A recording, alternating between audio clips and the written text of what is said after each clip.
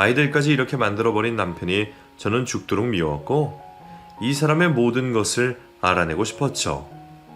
분명히 맹정신으로는 이렇게 하지 못할 테고 뭔가가 있을 것이라는 생각이 들었어요.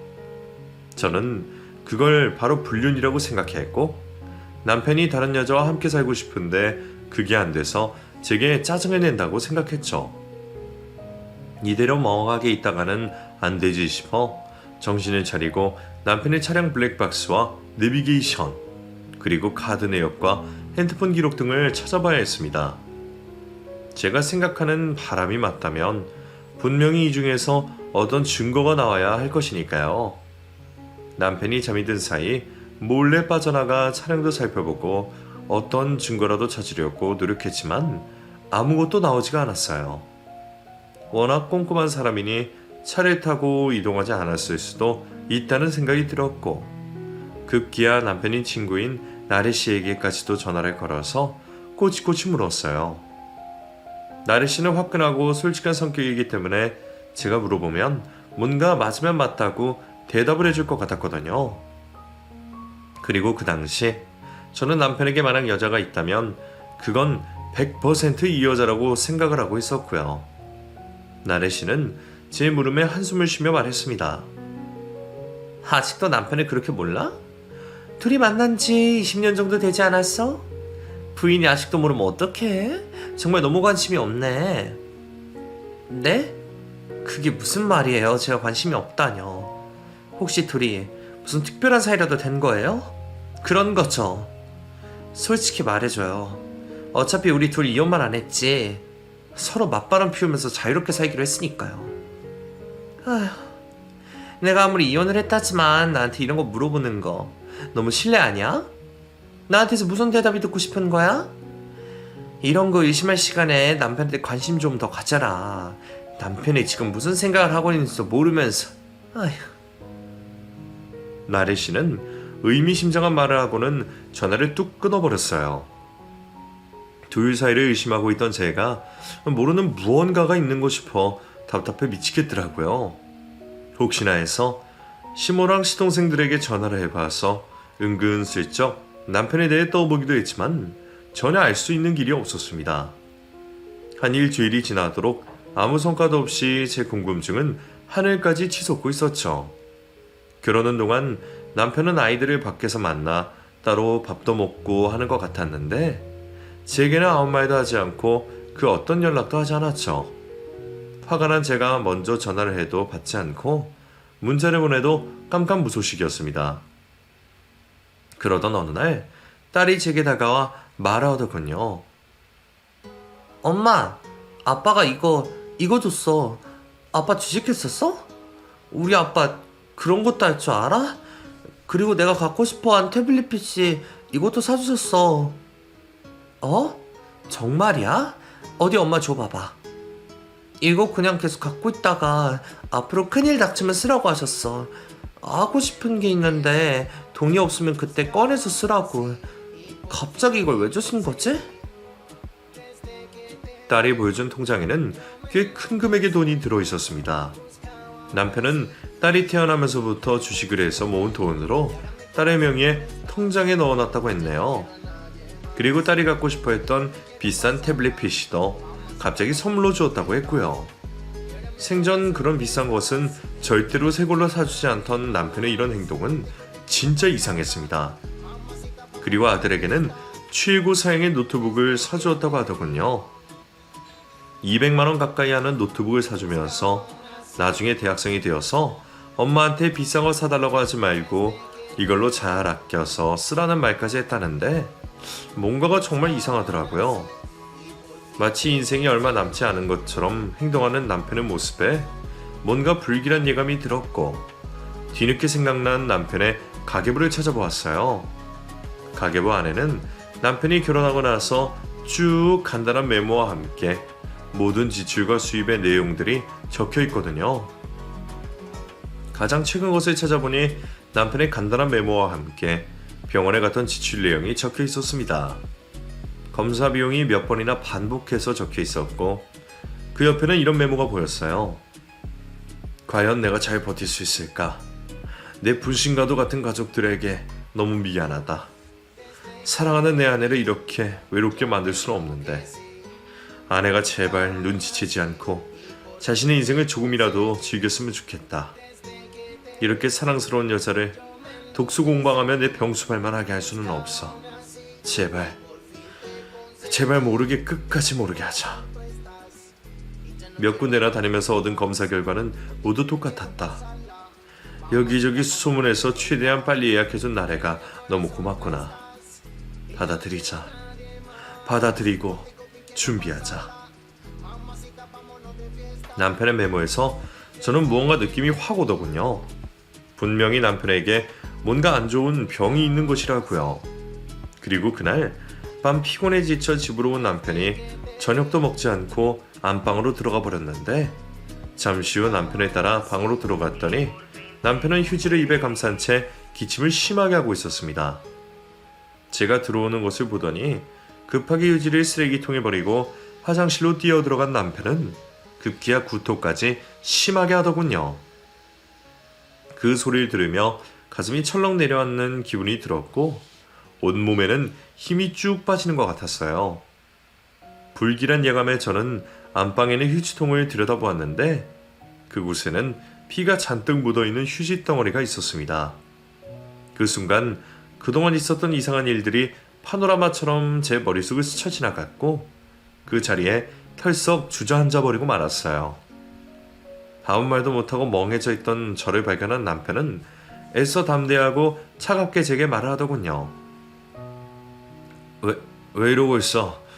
밖에 나가서 남자도 만나고 실컷 놀다 들어오지. 지긋지다 하다며.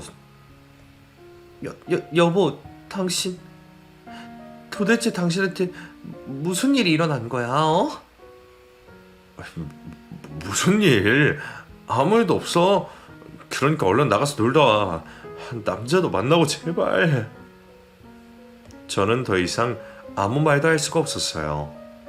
눈물이 폭풍처럼 흘러내렸고 당장 남편에게 달려가 와락 껴안았습니다. 여보 아프지 마. 이게 뭐야? 이게 다 무슨 일이야? 제발. 아내도 무심하시지? 어떻게 이런 사람한테? 세상에 나쁜 사람도 많은데 왜 하필 당신이야? 왜? 도대체 왜? 남편을 끌어안고 오열을 하기 시작한 저는 좀처럼 마음이 잠잠해지지 않았어요. 남편은 그저 말없이 저를 가만히 안아주고 있었고 나중에는 남편도 함께 목 놓아 울었습니다. 당신 할 수 있어.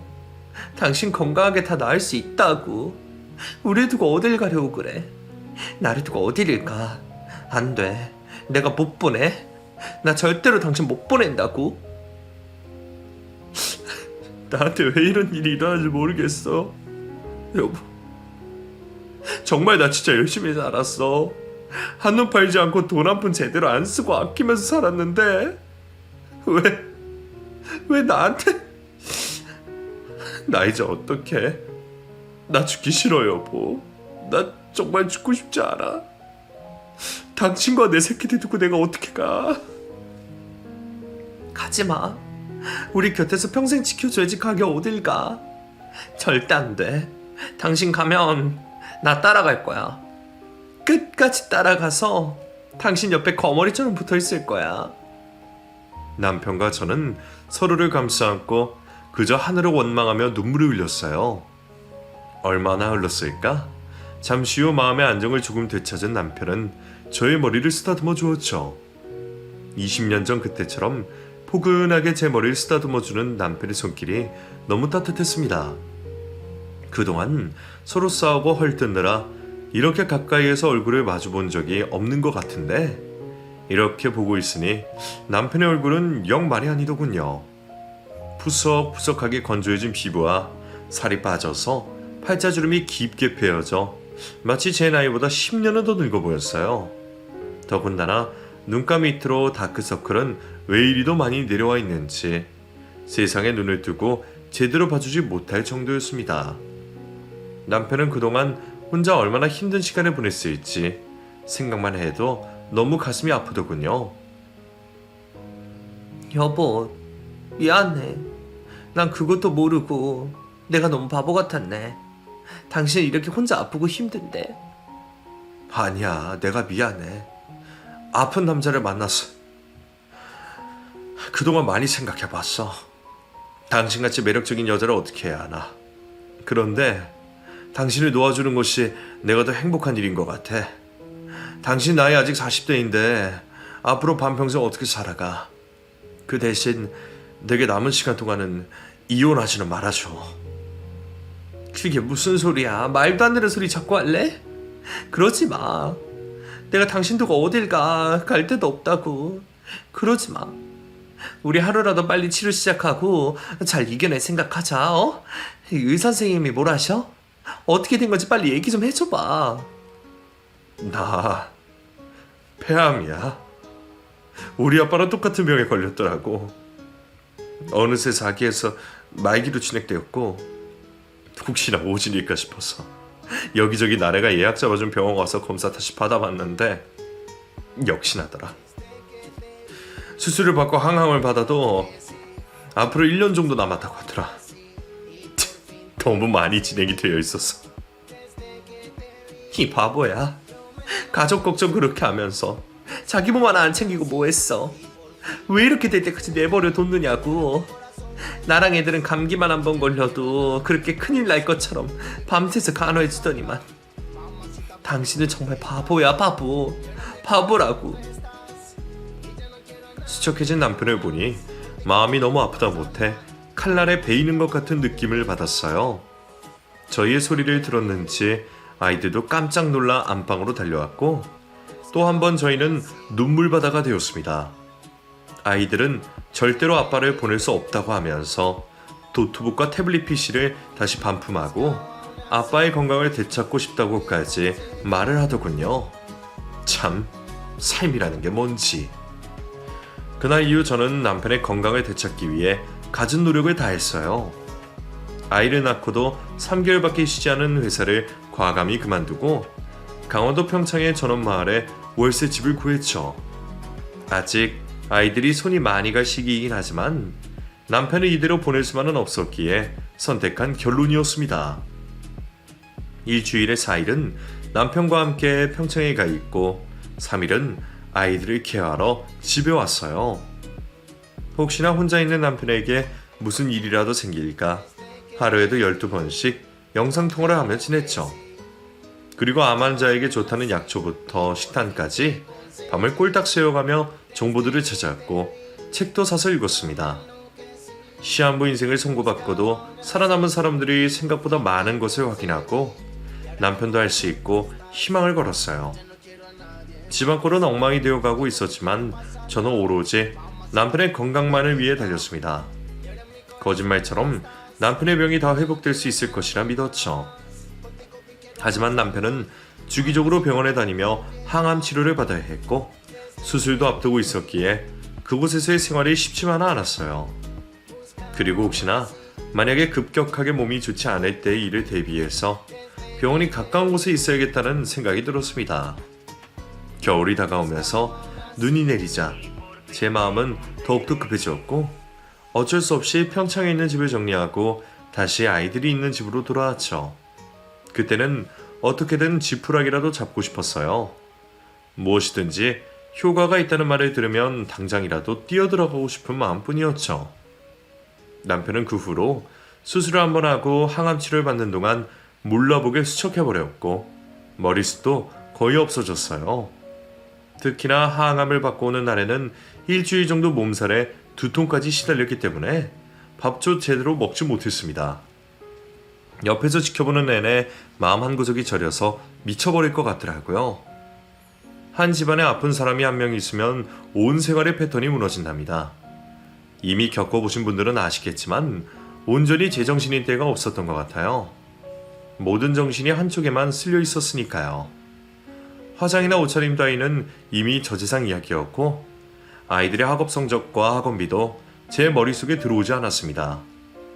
아이들이 다니는 학원에서도 원비나 교재비가 제때 들어오지 않아 집에 무슨 일이 있느냐고 여쭤보실 정도였으니까요. 아둥바둥 몸부림을 치면서 저는 끝까지 포기하고 싶지 않았지만 남편은 서서히 마지막 준비를 하는 것 같더라고요. 통증은 날이 갈수록 세게 왔지만 남편의 표정은 모든 것을 내려놓은 듯한 그런 평온함이 있었어요. 그러던 어느 날은 한 차례의 폭풍 같은 통증이 있고 난 후 병실에서 제 손을 잡으며 말했어요. 여보, 너무 고마워. 당신 나를 위해서 애써주는 거 나 잘 알아. 정말 고맙고 감사해. 그때 그 경호학원에서 당신을 만난 건 내 인생에서 가장 축복받은 일이었어. 내가 가고 나면 죽은 나한테 너무 매여있지 마. 당신 지금도 너무 매력적이고 아름다운 여자야. 알았지? 무슨 소리야. 그런 소리 하지도 마. 꺼내지도 말라고. 됐어. 가긴 어딜 가. 죽긴 누가 죽어. 절대 안 돼. 내 허락 없이는 절대 안 된다고. 그래 알았어. 당신 허락 없이는 절대 안 갈게. 그래, 당신이 날 웃게 한다. 고마워. 정말 고맙고 사랑하고 그리고 미안해. 그리고는 힘없이 축 처진 모습으로 미소를 지어 보여주었습니다. 아마 그때가 거의 마지막 미소였던 것 같아요. 그 이후로 남편의 상태는 더더욱 악화되었어요. 점점 더 뼈만 앙상하게 말라갔고 고통은 2배, 3배로 찾아왔죠. 수술의 희망을 걸어보았지만 안타깝게도 수술 이후에 다른 곳으로까지 전이가 되었고 항암 치료 자체도 의미가 없는 상황까지 되어버렸습니다. 모든 것은 너무나 순식간에 일어났어요. 저는 미처 그 어떤 준비도 하지 못한 채 말이죠. 끝내 호스피스 병동에 입원을 한 채로 남편은 그렇게 세상을 먼저 떠났습니다. 암 선고를 받고 딱 1년째 되던 달에 저희 가족의 품을 떠나버리고 말았어요.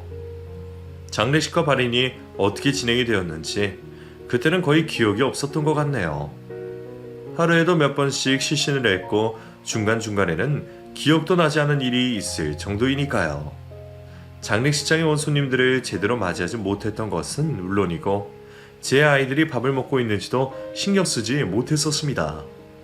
친정 부모님과 시동생들이 거의 모든 일을 해주셨던 것만 기억이 나네요. 마지막 발인 때 남편의 관을 붙들고 얼마나 애원했는지 모릅니다. 제발 저기만 들어가지 말아달라고. 혹시 다시 살아서 움직일 수도 있으니까 다시 한번 관을 열어달라고요. 남편이 따뜻하게 머리를 쓰다듬어 주던 그 손길을 느끼고 싶어서 미쳐버릴 것 같았어요. 어린아이처럼 관을 붙들고 울어대던 저를 부모님께서 달래주셨고 저는 또 한 번 그곳에서 정신을 잃고 말았습니다. 장례식이 끝난 후에는 병원에 입원을 했고 눈을 떠보니 하루가 더 지나가 있더군요. 병원에 찾아오신 시어머니는 못난 부부 만나서 애비 병까지 그대로 옮았다며 하늘을 원망하셨어요. 그러면서 제게 너무 미안하다고 평생을 모으신 재산이 들어있는 통장을 건네시며 말씀하셨습니다. 애미야, 미안하구나. 정말 미안해. 이거 얼마 안 되는 거지만 아이들 키우면서 앞으로 큰 돈 들어갈 때 있을 거다. 그때 꼭 쓰길 바라마. 이제 나 안 찾아와도 돼. 며느리 노릇 하지 않아도 된다. 그저 우리 손주들만 가끔씩, 아주 가끔씩만 보여줘. 이 노인네는 그냥 그거면 충분하구나. 미안하다 애미야. 저는 그 통장을 받을 수가 없었어요. 홀로 계신 시어머님이 앞으로의 여생을 사시기 위해서 꼭 필요한 돈이었거든요. 억지로 다시 시어머님의 가방에 넣어서 보내드리고 말았습니다. 하지만 천사 같은 시어머니는 남편이 세상을 떠난 후 저를 많이 밀어내시려고 노력하시더군요. 일부러 전화도 잘 받지 않으셨고 본인의 생신 때에도 약속이 있다면서 밖에 나가신다고 오지 말라고 하셨고요. 그리고 제게 주셨다가 실패하신 통장도 끝끝내 아이들을 통해서 보내셨더군요. 통장과 도장, 비밀번호의 간단한 메모까지 함께요. 그 메모에는 부디 저의 앞날을 위해서 살라고 써 있었습니다. 그것이 제 남편이 시어머님에게 부탁한 마지막 유언이었다고요. 자신의 며느리로서의 역할은 이제 끝났다면서 꼭 자신의 아들의 유언을 들어달라고 했어요. 남편이 떠나고 난 후 여러 가지 문서들이 집으로 도착하기 시작하더군요. 돈 100원까지 아껴가면서 모은 돈으로 장만한 작은 오피스텔 하나와 암보험금과 사망보험금에 대한 안내문, 그리고 나래 씨에게서 온 편지까지도요. 오피스텔 같은 건 제가 알지도 못했었는데 어느새 남편은 이렇게까지 준비해 두었더군요. 남편은 죽음을 문턱에 두고 이미 많은 것을 정리했나 봅니다. 제가 혹시라도 아이 둘을 데리고 힘들게 살아갈까봐 그랬나 봐요. 특히나 나래 씨에게 부탁해서 제게 전해준 편지를 보고는 남편의 진정한 사랑이 무엇인지 깨닫게 되었어요. 편지 내용의 일부에는 이런 내용이 있었어요. 우리 아버지가 아무 준비도 없이 돌아가시는 바람에 우리 가족들이 정말 많이 힘들었거든. 난 당신과 우리 아이들을 그렇게 내버려 둘 수는 없어. 어쩌면 나는 내가 이런 병에 걸릴 수도 있다는 생각을 했었는지도 모르겠네. 결혼을 했을 때부터 그렇게 악착같이 돈을 모은 걸 보면 말이야. 그동안 참 답답했지? 나 같은 꽉 막힌 놈이랑 사는 결혼이 얼마나 답답했겠어. 하지만 다시 태어나도 나는 당신을 찾을 거니까 그런 줄만 알아. 정말 사랑하고 미안하고 고맙다. 당신의 행복한 모습을 하늘에서라도 꼭 보고 싶으니까 앞으로 많이 웃고 많이 행복하고 또 많이 사랑하면서 살아. 그게 내 마지막 소원이야.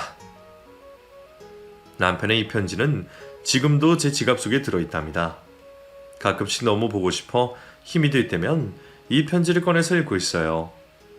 오늘도 이 사연을 쓰기 전에 남편의 편지와 사진을 보며 눈물 찔끔하고 시작했어요. 아직도 생각만 해도 눈물이 나는 남편은 아마 하늘나라에서 아프지 않고 건강하게 잘 있겠죠? 지금 제가 쓰고 있는 이 모습을 보면서 웃고 있었으면 좋겠네요. 아이들은 아빠가 준 선물을 아직도 고이 아껴가며 사용하고 있답니다. 아빠를 닮아서인지 둘 다 성격이 차분하고 꼼꼼해서 쉽게 고장날 일은 없을 것 같아요. 저를 안 닮은 게 이럴 때는 또 다행이라고 생각이 되네요. 몇 년 후면 군대도 가고 시집 간다는 말도 할 텐데 벌써 그 생각을 하면 마음 한쪽 구석이 허전해져요. 저만 남겨두고 모두 다 제 곁을 떠나는 것 같아서요. 하지만 각자 자기들의 생활이 있으니 제가 서운해하면 오히려 이상한 거라는 것 저도 잘 알고 있답니다. 남편의 유언대로 저도 제 앞길을 위해서 살아가야겠죠? 저도 저의 앞날을 위해 바리스타 자격증을 준비하고 있어요. 그래도 남편이 물려준 유산 덕분에 생활고로 허덕이지 않고 말이죠. 앞으로는 남편 말대로 남은 여생은 마음껏 웃고 마음껏 사랑하며 지낼 거예요. 그래야 먼 훗날 다시 남편을 만났을 때 칭찬받을 수 있을 테니까요. 다시 태어나서 남편을 다시 만날 그날을 기다리며 오늘 이 글을 마치도록 하겠습니다.